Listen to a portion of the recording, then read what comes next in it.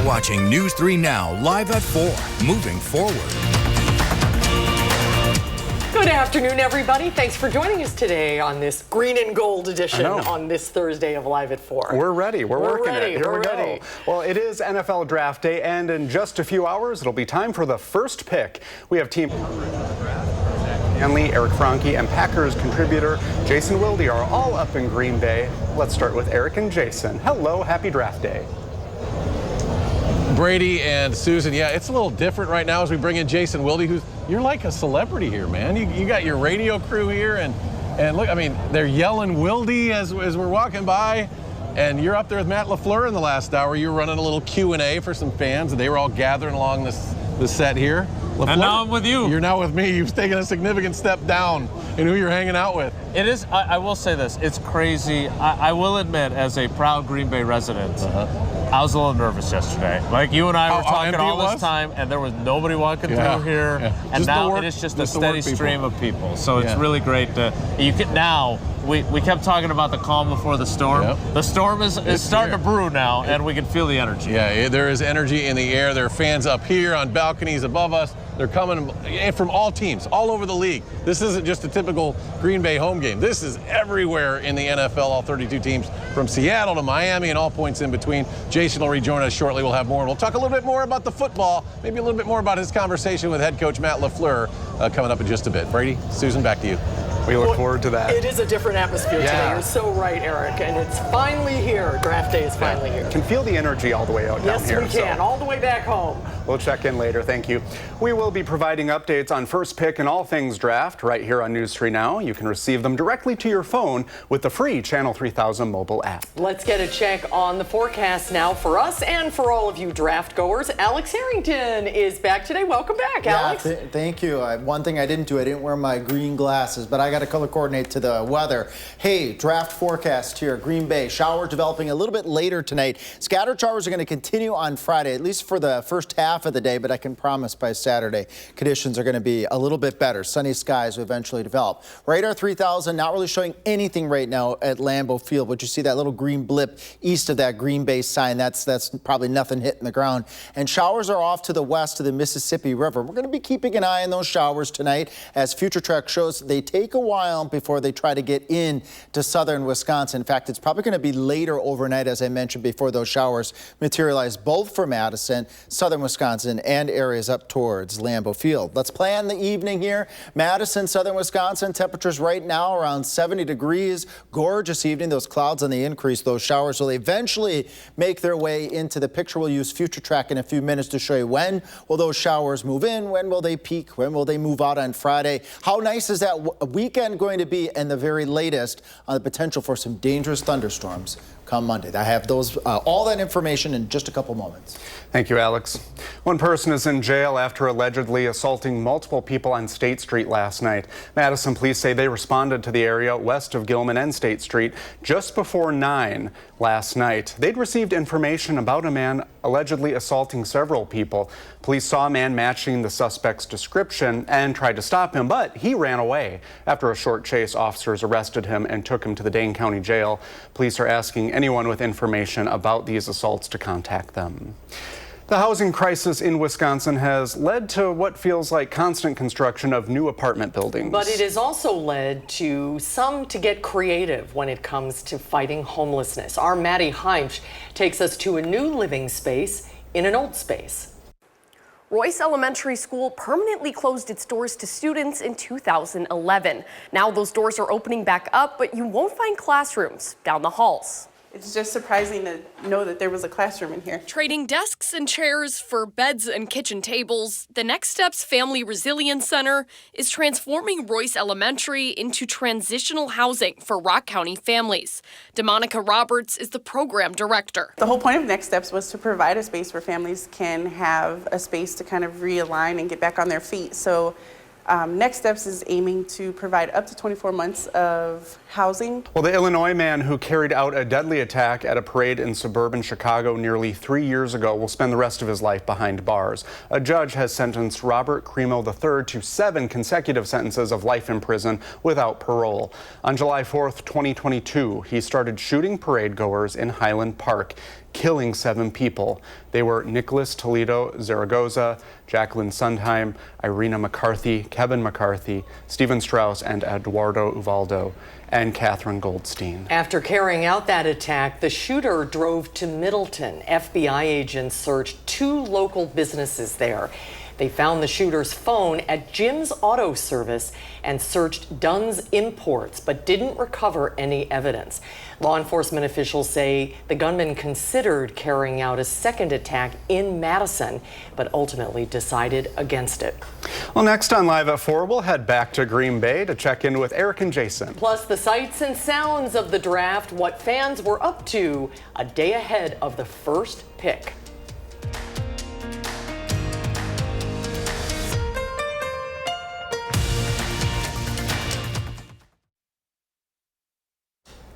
Well, after all the planning and all the anticipation, draft day is finally here. Yep, we love a good theme. Really.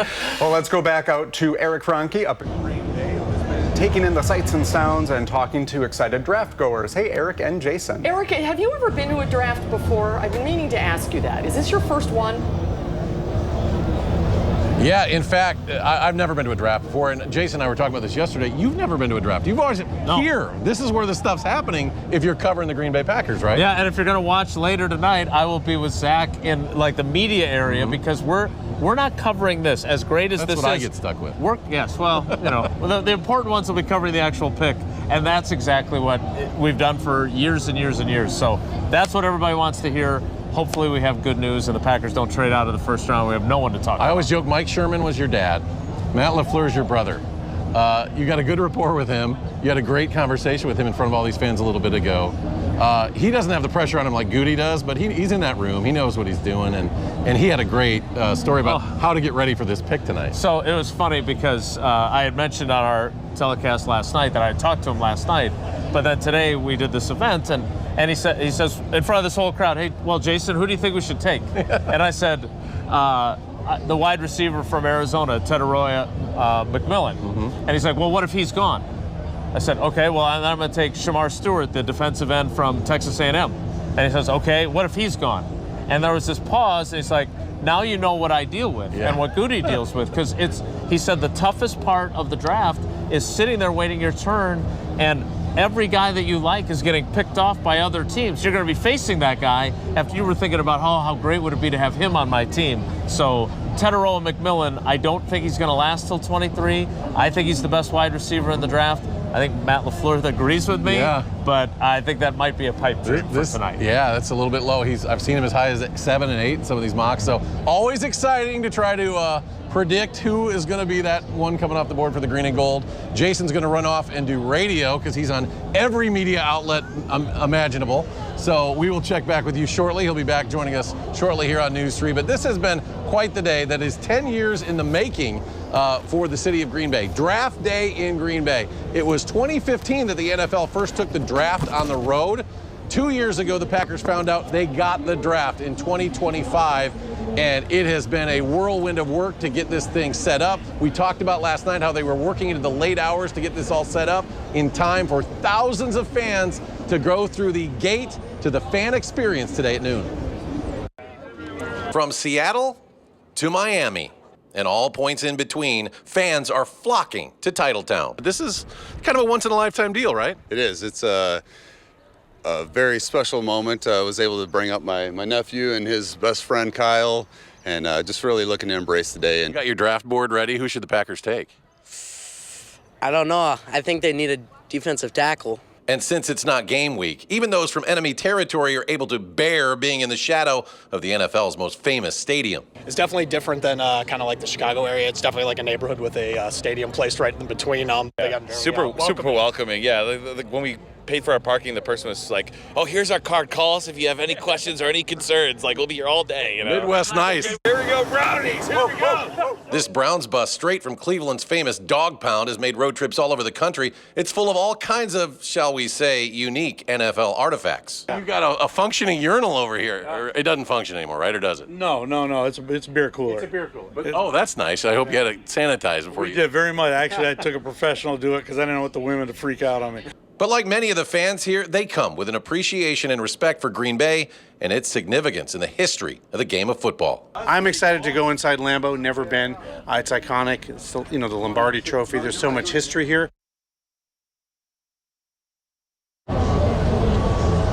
And the NFL draft, this isn't the first time it's actually been on Wisconsin soil. It was in downtown Milwaukee in December of 1939 at what is now the Milwaukee Downtown Hilton Hotel. It's changed a little bit since then.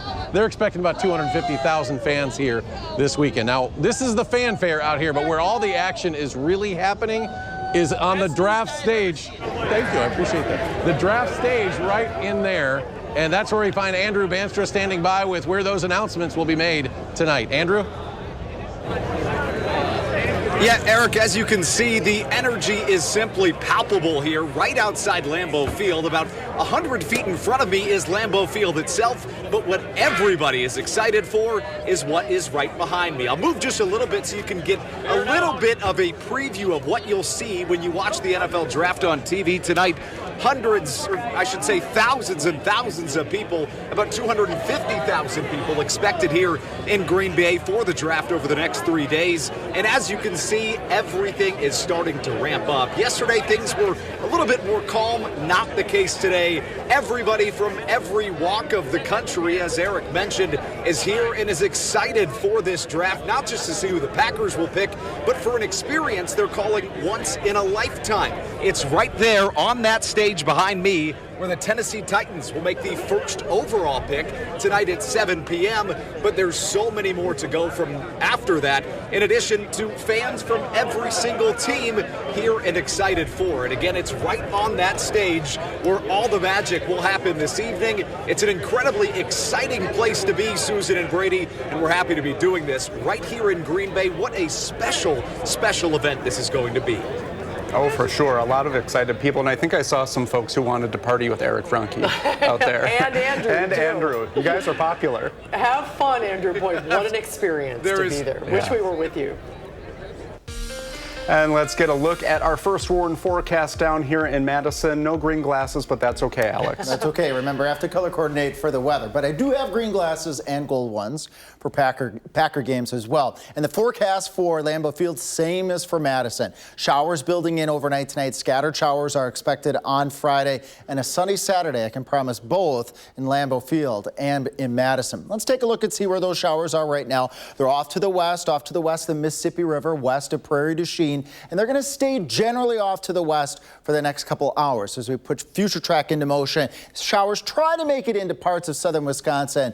The better chances for showers are going to be overnight as we head towards 3 o'clock in the morning. Notice how much more widespread they get over parts of southwest Wisconsin. They transverse, they move to the east. Heavy rainfall briefly here and there as we head towards 6 o'clock, that rush hour in the morning. Then they scoot across the rest of the area as we go through the late morning, ending by the time we get to lunch hour. But what doesn't end during the day, look at all the white streaming in from north to south. We're going to have cloudy conditions, be a lot cooler day on Friday. But water mounts here, we're looking at quarter, maybe a half inch at most with this weather event. And they'll put a little dent.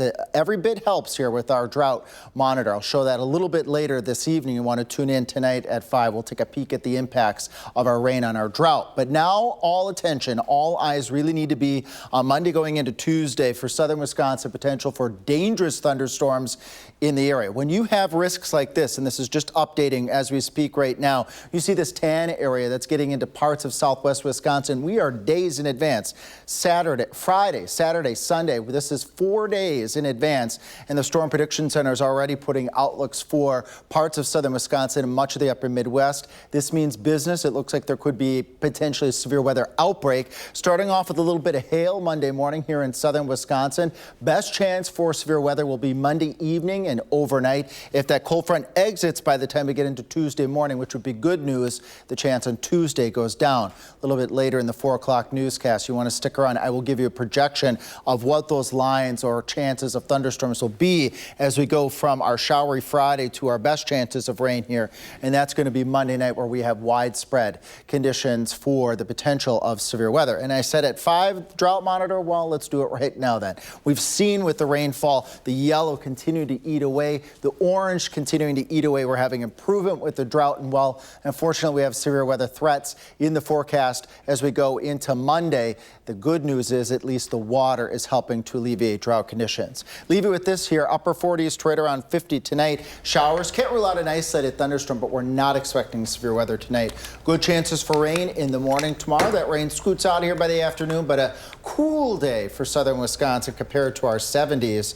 Today we got 70s right now in Madison, a little cooler to the northwest where they've had some clouds. 72 at the airport right now, and as we plan our evening, staying in the upper 60s to the lower 70s until we head a little bit later in the evening. And you want to tune in for one of my later weathers here later in the hour. Well, I'll break down. I'll show you what that front's going to look like on Monday, which could again have severe weather in parts of southern Wisconsin. I know you'll watch it closely, Alex. Thank you. Amid thousands of job cuts to the Department of Health and Human Services, the FDA is suspending a milk and dairy quality testing program.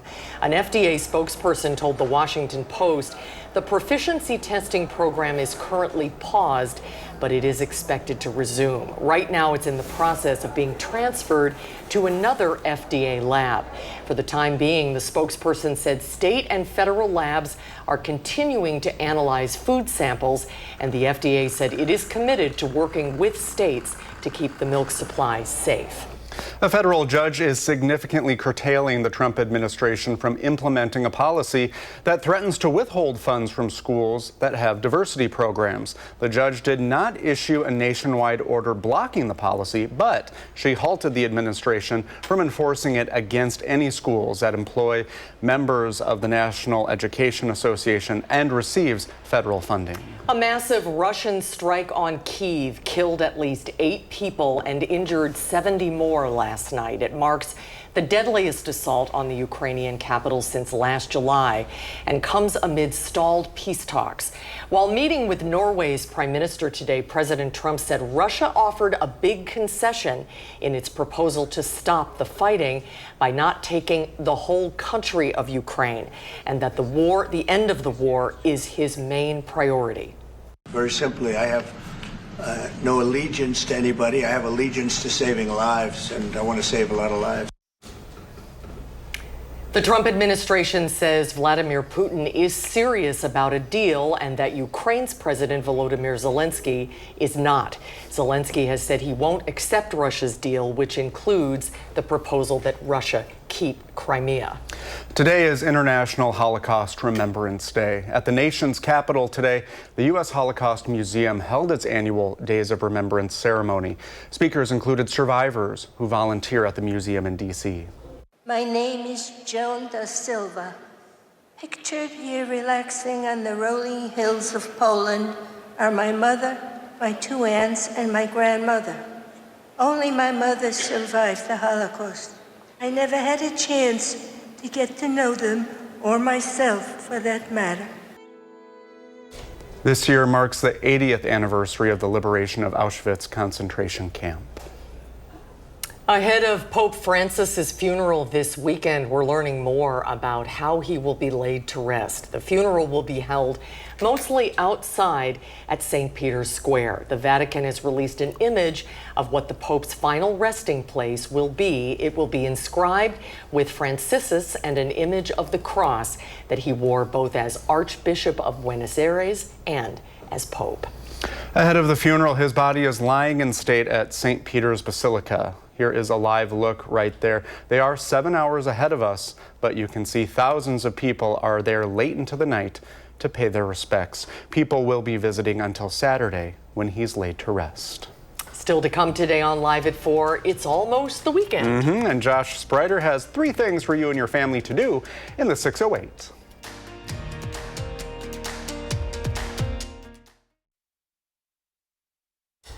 It's Thursday, which means everybody is working and looking forward to the weekend in the 608. I have that song in my head now. Just bouncing along. Josh Sprider is in the studio with your weekend planner. It is the last weekend of April, and we're going to make the most of it. I'm looking at 3 things for you to do this weekend in the 608. We start in Southwest Wisconsin, where the 2025 Wisconsin Grilled Cheese Championship returns. Doors open Saturday morning at 10:45 at Lee Memorial Pavilion at Harris Park in Dodgeville. Contestants from all across the state and country will be competing for Best in Show. Also happening Saturday, the Middleton Cross Plains Area School District is honoring their beloved custodian, Mr. Peanuts, with a special 60th anniversary concert. This is happening at the Middleton High School Performing Arts Center from 1 to 5.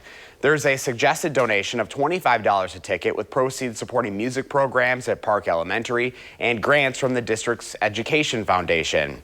If you haven't already done so, take a few minutes to check out my story on Mr. Peanuts in the 608 on channel3000.com. Then on Sunday, don't miss the Spiritual and Wellness Expo at Garber Feed Mill. This free event, running from 10 to 4, is a great way to explore and discover new ways to support your mind, body, and spiritual wellness. There will be a variety of vendors offering readings, products, and services, along with presentations, demonstrations, and workshops. You can find more ideas this weekend in the 608 by going to channel3000.com. In the 608, I'm Josh Breiter, News 3 Now. Thank you, Josh. Coming up on Live at 4, Zach Hanley will talk to some of the Packers ahead of the first pick tonight. Plus, safety on State Street, what people living in Madison have to say about it.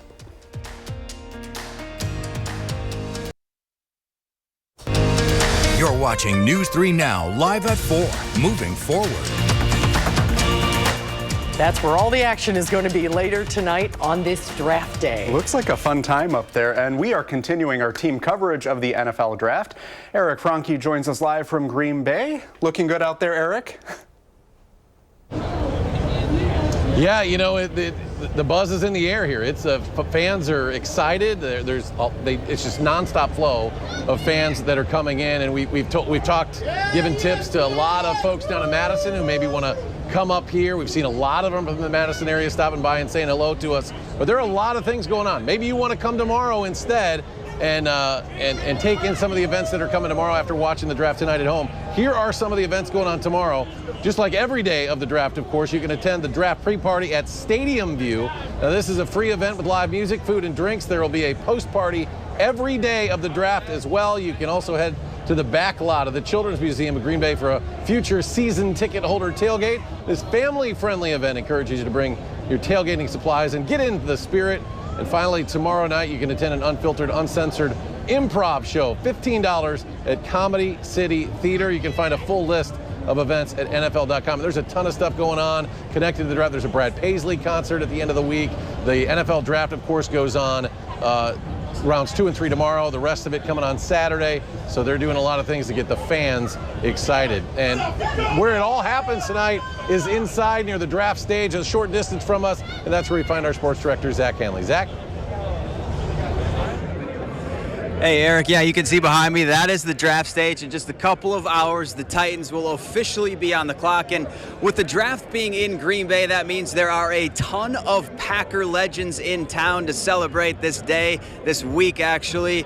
One of them being Clay Matthews. Tonight, he will help Roger Goodell officially open up the draft. But before that, he teamed up with current Packer running back Josh Jacobs to give back to local military members at a luncheon. Now, both Matthews and Jacobs were first-round picks, and they know firsthand what tonight is all about. Green Bay was not on my radar. New England was. Figured I was going to New England. Next thing you know, I'm spending the better part of my life in Green Bay, Northeast Wisconsin. So it's just amazing. You got to keep an open mind and hope that you fall to a great organization like I did. Please do not trip on the way up the steps. I forgot to mention that. On the way up the steps to, when they finally called my name, I was like, I do not want to fall. I wanted to make sure that my suit was, clean and things like that. But that was probably the biggest things I was thinking about. Jacob said he didn't trip, so he was that actually didn't happen. And then Clay Matthews, I asked him to put his GM hat on for a little bit and give us who he would take if he was the Packers GM in the first round. He smiled and said, I'll always go defensive, because obviously he was a defensive player. Live in Green Bay, Zach Hanley, News 3 Sports. Thank you very much, Zach. Well, let's get a look at our first warn forecast. Here's Chief Meteorologist Alex Harrington. Alex. Yes, we have showers holding off for this evening, so that's good news for folks who are out there for the NFL draft this evening. Staying dry, but later tonight, those pitter-patters will make it their way from the sky to the ground. The pitter-patters are going to last into Friday, so you will need an umbrella if you're going to be at Lambeau Field or Green Bay or even in southern Wisconsin on Friday. I can promise you a sunny day as we go on into Saturday. Right now, Radar 3000, we can look at the rain up by Green Bay. Nothing there at this point in time. That little green that you see there, that's nothing making it to the ground right now. So we zoom out and go to look off to the west of Prairie du Chien. There are some showers making it to the ground, and much of the shower activity this evening, according to Future Track, is going to stay to the west for the most part of the Mississippi River. Although in a few minutes I'll be back with a full look at Future Track and show you when will those showers make it into southern Wisconsin, when will they peak, and when will they end, and how much water can we expect. We also can expect the potential for dangerous thunderstorms on Monday. Some of these storms, again, could produce large hail, damaging winds. We can't rule out a couple of tornadoes on Monday. Coming up in Maine Weather, I will also give you a play-by-play of what that weather system is going to look like starting Monday morning, going through Monday evening, and going into Tuesday. That's in a few minutes. You'll want to see that. All right, Alex, thank you. President Trump hinted today that he may be open to lowering the 145% tariff on China. During a meeting with Norway's Prime Minister this afternoon, the president said he's trying to make as many trade deals as he possibly can, and he's confident he can get a good trade deal with China. China's Ministry of Commerce, however, said any claims about the progress of U.S. trade negotiations are groundless and have no actual basis. Well, stocks are up today. The Dow jumped 487 points. The Nasdaq is up 458 points, and the S&P 500 is also up 109 points. One man is in custody this afternoon after police say he tried to attack several people on State Street last night. Arman Rahman shows us this incident and what people down in that area are feeling about safety going into the summer. It was still relatively early on Wednesday night around 8:50 p.m. when Madison police were called to the 500 block of State Street for an assault. The area is home to businesses like Whiskey Jack Saloon and Knucklehead CBD and Vapes, but at this time police don't know what business the man in his 20s came out of. He allegedly tried assaulting several people, though so far law enforcement have not reported any injuries. I believe it was just like a physical assault, no known weapons at this time. There was an individual they identified as being involved. That individual tried to flee the scene. Officers were able to apprehend him after a foot pursuit. MPD says they've already begun their downtown safety initiative, stepping up enforcement on State Street on weekends going into the summer months. Last week, MPD Interim Chief John Patterson says there's been a 10% decrease in shootings in the city so far compared to this time last year. But do residents and business owners still feel that this area is safe? I'll have more on that tonight at 6. For now, reporting in Madison, Arman Rahman, News 3 Now. Thank you, Arman. And anyone with information on the incident, please contact the Madison Police Department. Coming up, the debate about fluoride in drinking water is intensifying. Communities across our area are grappling with the decision. We'll discuss the issue with Dr. Zorba Pastor when Live at 4 continues.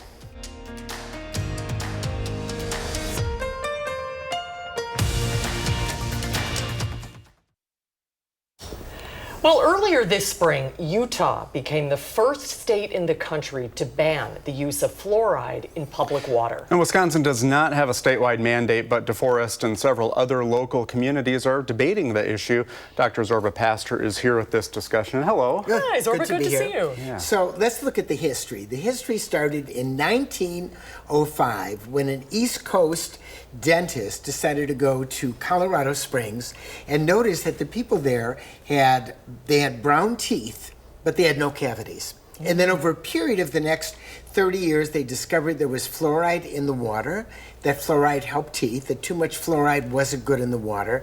And then in 1953 in Grand Rapids, Michigan, it's the first city that decided to fluoridate water. They did it, they followed 30,000 children for 15 years and discovered that when you fluoridate water, you reduce cavities by 65%.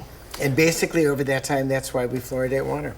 Yeah, and it's become very controversial. And how did that start? I was reading one of the things I read, like the 50s and 60s, was there a theory about a communist plot? Oh, yes, that's right. But it was crazy that communists are putting fluoride in there, and this idea that it causes autism, it does not.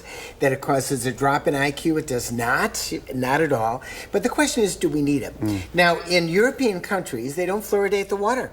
In France, in Spain, in Germany, they don't fluoridate water. In the UK, they don't. And when you look at the cavities, the number of cavities they have, we have more cavities than them in certain areas of the country and not. But the important thing was in the 50s, they started adding fluoride to toothpaste. Yeah.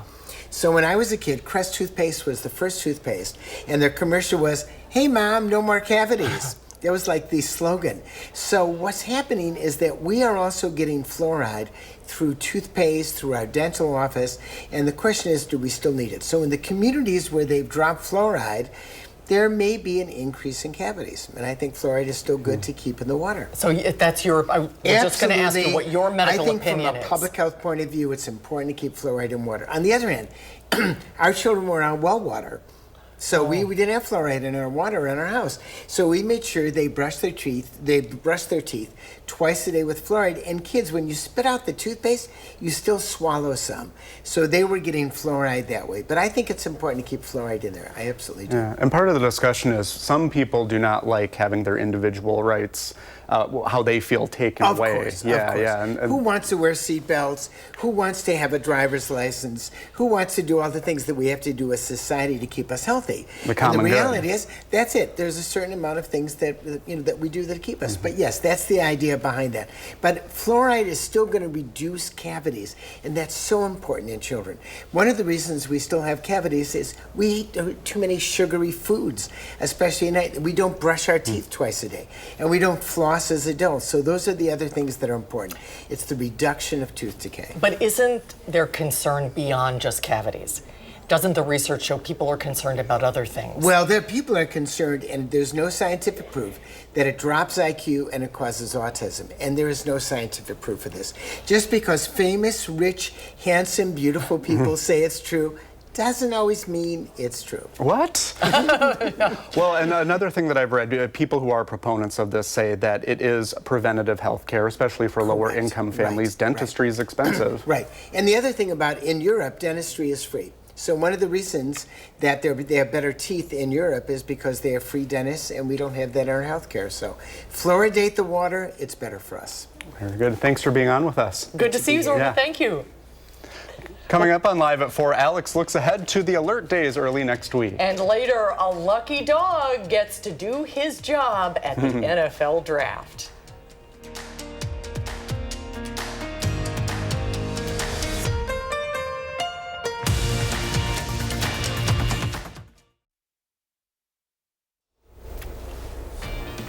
There is Lambeau Field right now. A few people are there. Something's going on there. That's a great shot. It is. A beautiful day up there. We will have more draft coverage on News 3 Now at 5. Now, if you're not going to the draft, there are other options for you and your family this weekend. McFarland High School is presenting The Lightning Thief, the Percy Jackson musical. It's at 7 tomorrow and Saturday night, and the last performance is at 2 o'clock on Sunday. We talked with the play's star about what it means to him. It's definitely a lot of fun. I'm having a great time, and it's been fun. I've been savoring every moment since I know it's my last year. And you can buy tickets at McFarlandPAC.com. Tickets are $18 for adults, $12 for seniors, and anyone under 18. Good luck, everybody. Break a leg. And now Alex here with another check of the weather. Let's take a look at the shower activity first. We're going to have showers develop overnight tonight. Right now, they're to the west of the Prairie du Chien area. And as we put Future Track into motion, they generally stay west of that Lone Rock to Viroqua to Richland Center area through at least the evening hours, through at least our 10 o'clock newscast. Then that will change as we go a little bit later into the overnight hours. More showers, maybe a clap or two of thunder, eye up the Mississippi River. They move to the east to get to about Madison by the time we get to about 6 o'clock tomorrow morning. And then they race across the rest of the area relatively quickly out of here by the time we get to noon on Friday. But what doesn't leave, continuous clouds throughout the day. It's going to be a showery. It's going to be a cooler day as we go into Friday. But more warm weather is on the way. About a quarter to half inch of water, if you're curious how much rain we're going to get overall out of this batch of showers. More of our attention really needs to be emphasizing Monday going on into Tuesday. You really need to, folks, be tuning into all of our first warn weather forecasts through the next couple days going clear through the weekend, because this weather event as we go into Monday, when you already have an outlook 4 days, 5 days, in this case, we had an outlook even 6 days in advance. We are looking at the potential for a widespread severe weather event Monday going into Monday night. And this includes all of southern Wisconsin, parts of far southwest Wisconsin, west of Madison, standing the greatest chance. And how might that play out? Well, we may have a few thunderstorms Monday morning. Savannah will be here. A couple of those storms could produce large hail. As we head towards noon, those shower and storms become a little bit more sparse. We go into a break. That's where you would start to see the energy build up. Temperatures are going to get well into the 70s to near 80. You're going to feel the humidity as well on Monday. Then a cold front comes through as we go a little bit later into Monday evening, going into Monday night. Along this cold front, there could be all hazards, large hail, damaging winds, a couple isolated tornadoes. That front sinks to the south and to the east. It might be out here on Tuesday, keeping us from getting redevelopment of thunderstorms, which would be good. Let's recap this here. Isolated hail Monday morning. The greatest chance for that severe weather would be Monday evening going into Monday overnight. If the cold front exits early on Tuesday, which would be a good thing, that shower and thunderstorm activity Monday going into Tuesday, we would likely not have any redevelopment of shower and thunderstorms on Tuesday. That would take the severe weather threat to the south and to the east of the area.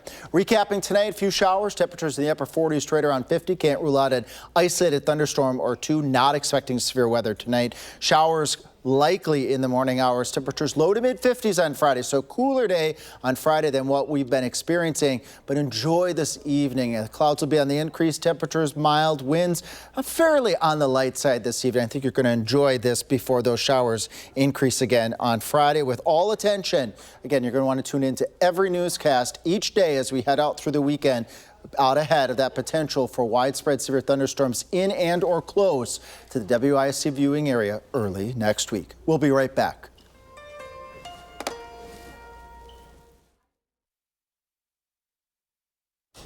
Well, some of Dane County's finest are in Green Bay this week, working to keep everyone safe. It's a big job. A team from the Dane County Sheriff's Office is working security. Deputy Hondup Sering and K9 Dorji recently completed the explosive detection certificate with the North American Working Dog Association. It's a 6-week course that takes place in Pennsylvania, and the duo is currently assigned to the security at the Dane County Regional Airport. Dorji's ready for the draft. Good boy, Dorji. Nice night to maybe take Dorji and the puppies for a walk. We have another pup we're highlighting. Blaze. Yeah. I didn't see this. News 3 Now at noon. Blaze Keller made friends with Rachel, who's up for adoption at the Dane County Humane Society. So if you're looking to adopt, you can consider Rachel. Looks like Rachel's a good weather helper, too. Oh, Rachel looks so happy with Blaze. I can't believe Blaze even let her go. Don't they look content?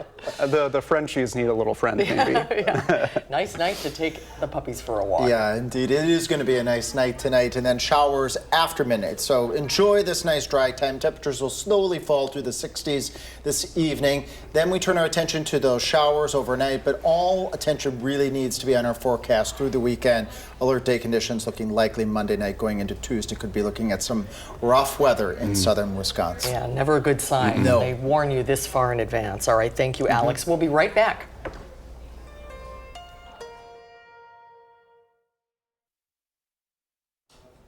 Here's what's coming up tomorrow on Live at 4. Will Loper will look at what's streaming this weekend. And later on News 3 Now at 5, what a judge has ruled about the military's ability to provide care for trans vets. That is straight ahead at 5. Thanks for joining us for Live at 4 today, everybody. We hope to see you back here tomorrow. News 3 Now at 5, speaking of, starts right now.